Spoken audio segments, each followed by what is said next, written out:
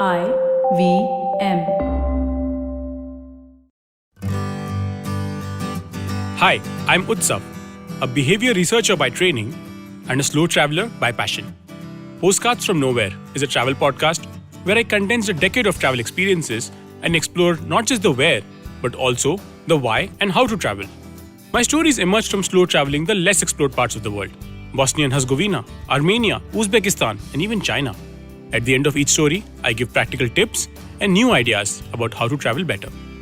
This week, I take you to the tiny Himalayan kingdom of Bhutan and how it became the first and probably the only country to issue talking stamps. Born into a wealthy Pittsburgh steel-producing dynasty in 1924, American adventurer Bert Todd was a hustler by all means. His many strange ventures included setting up a rum-making distillery for the government of Fiji and buying Rolls-Royce from the Indian Maharajas who had been made poor by the loss of British subsidies when the country gained independence. He ended up reselling them on the international classic car market. He had little interest in the family business though, and like many, decided to enroll at Oxford University to escape it. At Oxford, one of Todd's friends was Ashikesang Choden Dorfi, the future queen of Bhutan. In 1951, Choden Dorfi invited Todd to Bhutan for her wedding to King Wangchuk. There were no airfields in Bhutan and few roads, and Todd had to travel much of the way from India on foot and horseback. But this isn't the story of an intrepid explorer traveling through Bhutan. His friend, the Queen, reached out to Todd for help. She wanted him to use his guile and connections to help raise $10 million for Bhutan from the World Bank. Unfortunately, the loan was refused on the grounds of a border dispute with India. So what is an isolated Himalayan kingdom to do when it needs to raise money to run itself? Taking inspiration from other smaller countries, a Bhutanese official suggested that it print stamps to raise money. Ever the hustler, Bert Todd got involved. Armed with a royal warrant, he founded the Bhutan Stamp Agency. The experiment largely failed. The stamps, though pretty, did not garner any significant attention. So Bhutan and Todd upped their game. In 1966, they launched a circular stamp, followed by a triangular one and even a 3D one. They kept innovating. Other successful issues included a set of Buddhist banners printed on silk, a set of traditional sculptures die-stamped in plastic, perfume stamps, and stamps made out of steel foil. They ended up selling thousands and thousands of stamps.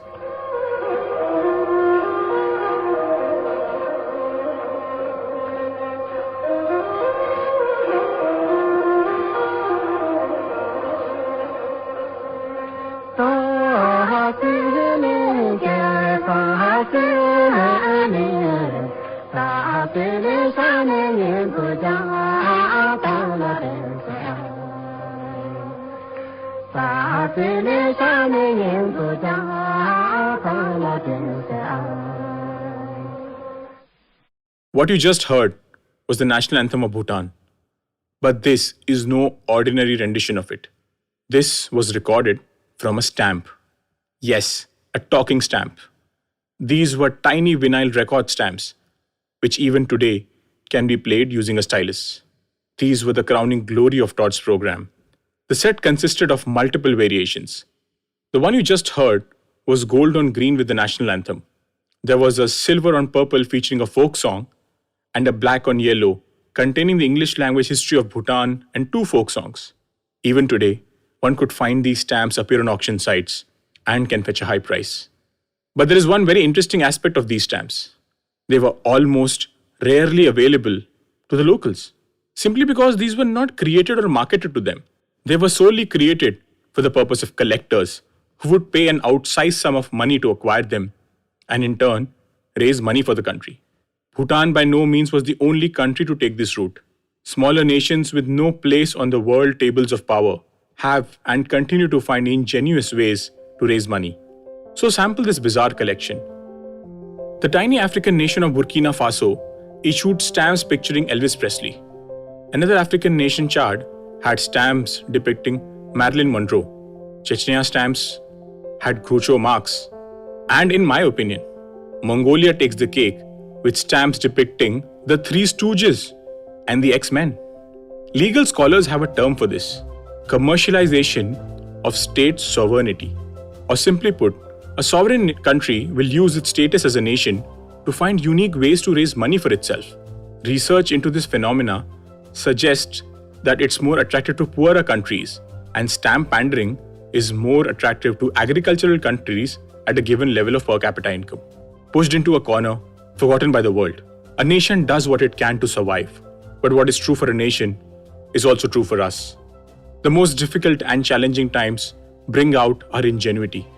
In our personal histories, much like those of these tiny nations, these islands of ingenuity come to shape and define us, and maybe leave a mark for the world to remember.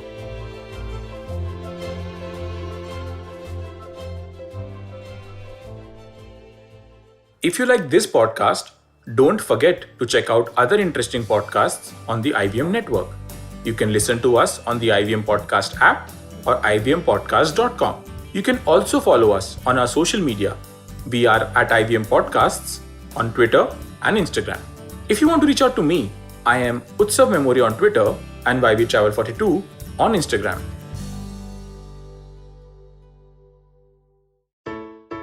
I hope you enjoyed that show. If you aren't following us on social media, please do. We're IVM Podcasts on Twitter, Facebook, and Instagram. Would like to thank the sponsors on the network this week, CED. We really do appreciate your support. We have a new show on the network. It's called The Fighting Goat. And if you love fighting sports, tune in every Wednesday with hosts Arjun and Somesh. They also featured, by the way, on Cyrus Says this week, where the three fitness freaks bonded over their love for TV sports and sports in general. Tune in to This Round Is On Me, where Gauri celebrated her 25th anniversary with Kavita Rajwade, who is my co-founder at the IVM Podcast Network. They give us details about how this show was curated, and they talk about podcasts in general. On The Habit Coach, Ashton highlighted our addiction to screens, how we are glued to either a big laptop screen or a small mobile screen all day. He shared some tips on how to rectify this unhealthy lifestyle. On All Things Policy, Anirudh Kaniseti spoke to Pratik Vagre and Rohan Sheth about the new internet guidelines that were issued by the Government of India recently, and their impact on content creators and platforms. On the Filter Coffee podcast, Karthik invited Vivek Ram, who is a celebrated animation artist. They chatted about his stint with animation and starting his own studio called Vanar Sena, bringing to life stories from ancient India and his scriptures with animation as his vehicle. We had Dhanya Rajendran, the editor of the News Minute, on The Note with Maruk Inayat. It was a deep dive into the digital newsroom and the upkeep of truth in a fake news pandemic. And with that, we hope to see you again next week.